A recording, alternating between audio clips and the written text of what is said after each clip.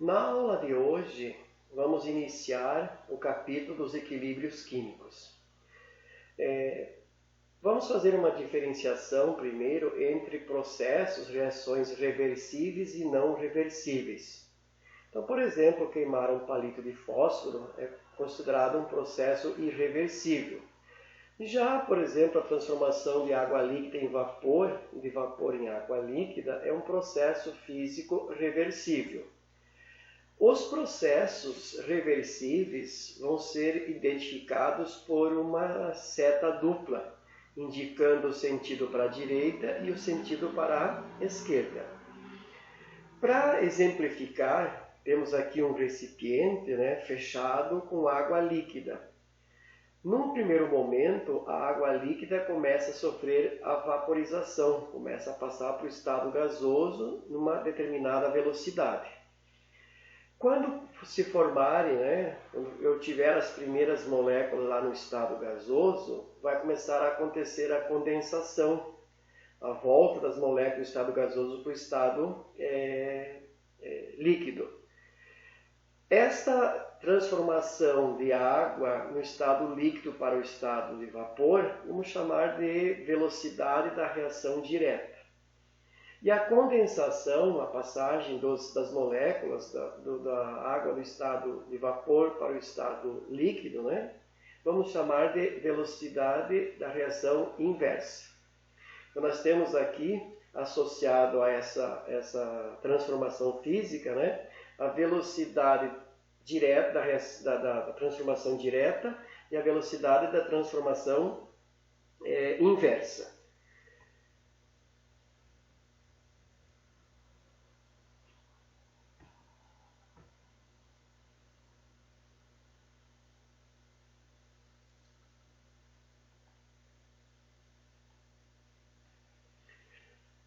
Observando num gráfico, nós podemos verificar aqui que na linha do y nós temos a grandeza velocidade e na linha do x nós temos a grandeza tempo.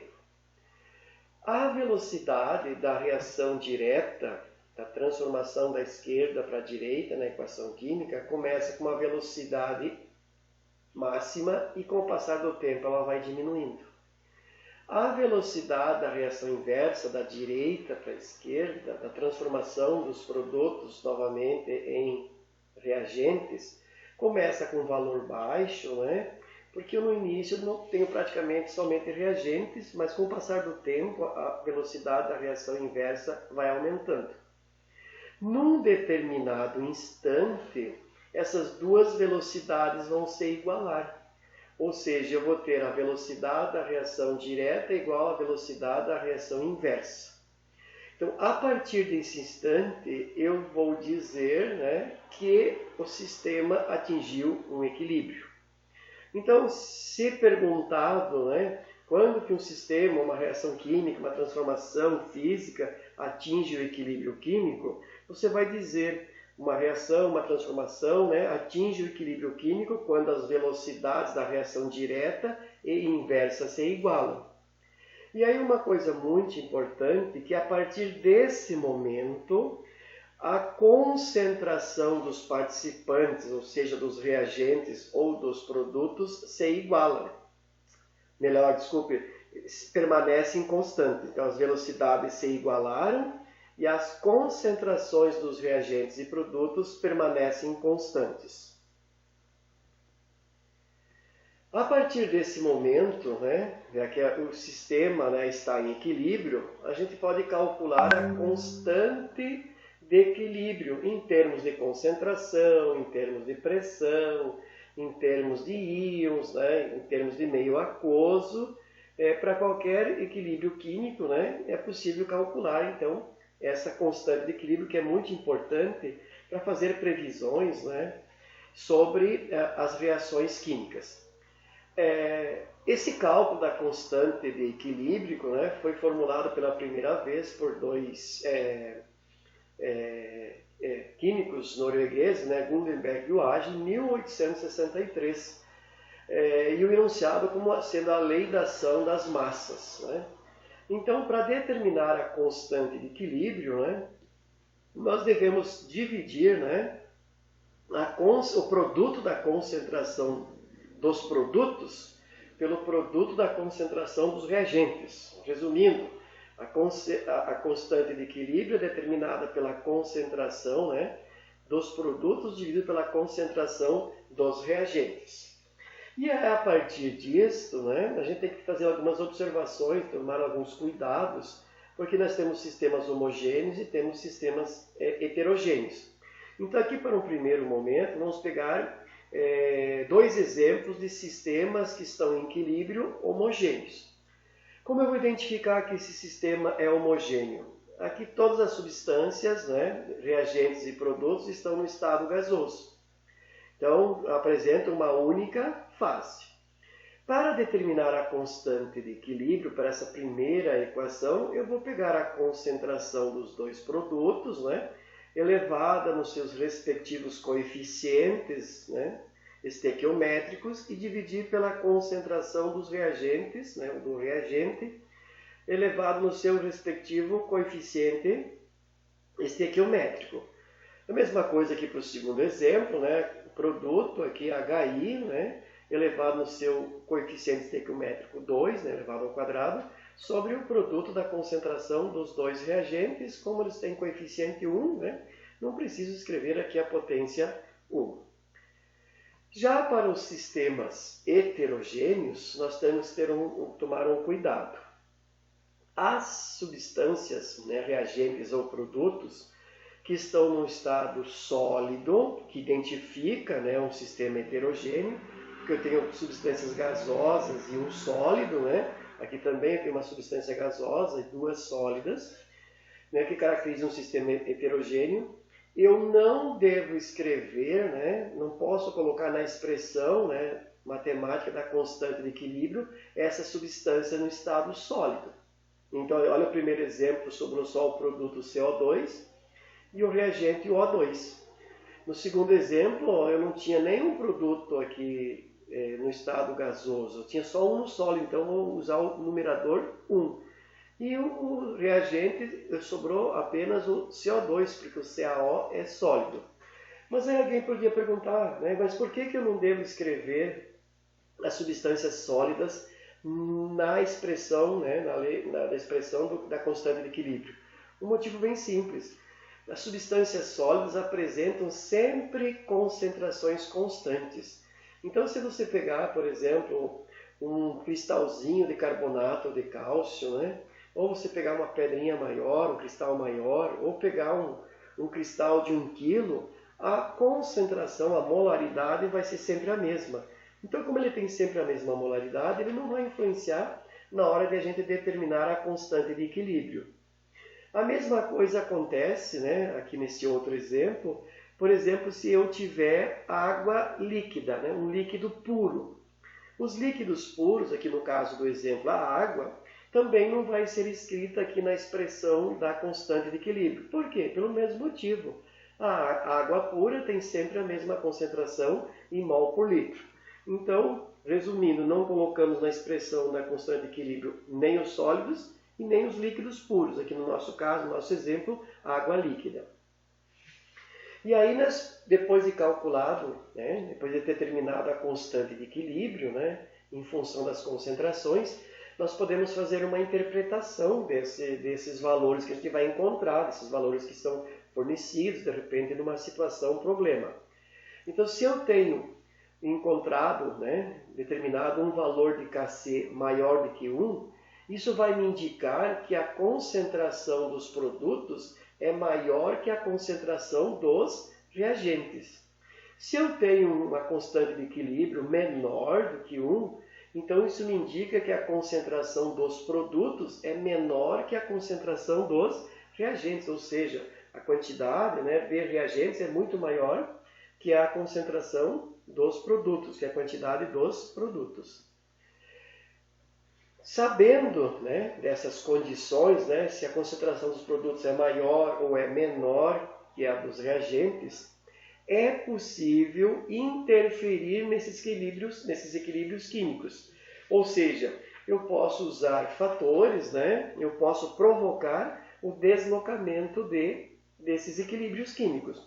Ou para a direita, para aumentar o rendimento, né, de um processo, ou para a esquerda, para diminuir o rendimento de um processo. E quem primeiro estudou isso foi Le Chatelier. Inclusive, né, é dado em sua homenagem, né, o princípio de Le Chatelier, né, cunhado lá no ano de 1884, onde ele diz que quando se aplica uma força sobre um sistema em equilíbrio, esse equilíbrio tende a se reajustar no sentido de diminuir os efeitos dessa força. Digamos assim, em palavras bem simples, né? O equilíbrio químico tenta se esquivar, minimizar o efeito do que aquele fator, do que aquela força externa está tentando causar sobre ele. Tá? E aí, para nós aqui, no ensino médio, vocês, a gente vai trabalhar, por exemplo, com o efeito que tem a concentração sobre os reagentes, o efeito que tem a pressão e qual seria o efeito da temperatura sobre os equilíbrios químicos. Então, a gente vai detalhar esses 3 fatores que podem deslocar o equilíbrio químico. O primeiro fator, concentração, né? E aí temos aqui uma equação bem simples, né? Carvão mais gás carbônico vai formar 2 de monóxido de carbono. E aí na primeira situação, vamos admitir que eu adicione CO2. Então, eu estou adicionando CO2, que é um reagente. Esse equilíbrio químico vai tentar minimizar isso fazendo o quê? Deslocando o equilíbrio para a direita, no sentido da formação do CO, que é o produto. Numa segunda situação, se eu for adicionar, por exemplo, o CO, que é um produto, então o equilíbrio químico vai tentar minimizar o efeito e vai se deslocar para a esquerda. Então, a adição de um reagente desloca o equilíbrio químico para a direita. A adição de um produto desloca o equilíbrio químico no sentido dos reagentes, ou seja, para a esquerda. O segundo fator que a gente pode considerar é a pressão. E a pressão que a gente vai considerar, devemos sempre observar que as substâncias reagentes ou substâncias produtos devem estar sempre no estado gasoso. Porque o aumento de pressão, né, não vai alterar muito o volume de um sólido ou de um líquido. Então, por isso, pressão a gente precisa analisar sempre as substâncias gasosas. Né?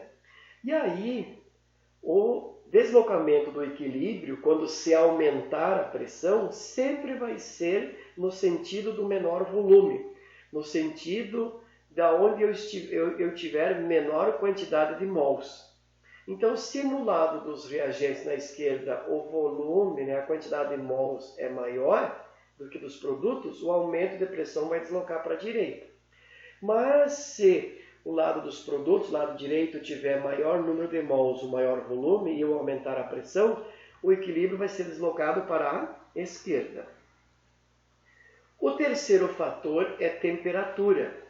E aí nós temos que levar em consideração que nós temos 2 tipos de reações. As exotérmicas, que liberam calor para o meio externo, para o meio ambiente, e as endotérmicas, aquelas que ocorrem absorvendo o calor do meio ambiente, do meio externo. Então, quando nós temos uma equação química com ΔH menor que zero, ou seja, uma reação química com ΔH negativo, eu tenho para a direita a reação exotérmica e para a esquerda a reação endotérmica. Então, veja bem, se eu tenho 2 reações químicas acontecendo, uma endotérmica e a outra exotérmica, e eu, nesse ambiente, aumentar a temperatura, eu vou desfavorecer a reação exotérmica e vou favorecer a reação endotérmica, justamente porque ela está absorvendo calor. Então, o aumento da temperatura sempre vai deslocar o equilíbrio químico no sentido endotérmico. Tá? Então, se eu aumentar aqui nesse exemplo a temperatura, o sentido endotérmico é para a esquerda. Vamos pegar um outro exemplo agora com ΔH positivo, maior que zero. Então, no sentido para a direita, ela é uma reação endotérmica e no sentido para a esquerda, ela é exotérmica. Se eu aumentar a temperatura, né, eu vou favorecer o sentido endotérmico.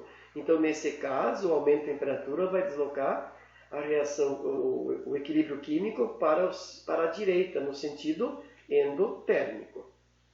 E aí uma coisa curiosa, né? A gente tem que tomar muito cuidado com os catalisadores, que são substâncias que são muito utilizadas, né? Tanto em reações industriais para a produção de alimentos, bebidas, tintas, né? Uma infinidade. Sem falar nos catalisadores biológicos, são as enzimas, né? Catalisando as reações químicas no nosso organismo. Só que os catalisadores, eles não deslocam o equilíbrio químico. Eles não têm interferência sobre o equilíbrio químico justamente porque eles aumentam as duas velocidades da reação direta e inversa simultaneamente. Então, a única consequência que os catalisadores têm sobre o equilíbrio químico é fazer com que o equilíbrio químico seja atingido num menor espaço de tempo, numa rapidez maior. Então, a reação química, o processo atinge o equilíbrio. Mas os catalisadores não têm a capacidade de deslocar para a esquerda ou para a direita. Então, resumindo, quando se adiciona um participante, por exemplo, ele vai sempre deslocar no sentido oposto. Então, se eu adicionar reagente lado esquerdo, desloca para o lado direito. Se eu adicionar produto, né, que está do lado direito, ele vai deslocar o equilíbrio para o lado esquerdo. Se eu aumentar a pressão sobre um sistema, sempre vai deslocar para o sentido do menor volume. E se eu aumentar a temperatura, vou sempre deslocar o equilíbrio químico no sentido endotérmico. E aqui de novo a observação, né? Catalisador não desloca o equilíbrio químico, né, em sentido nenhum.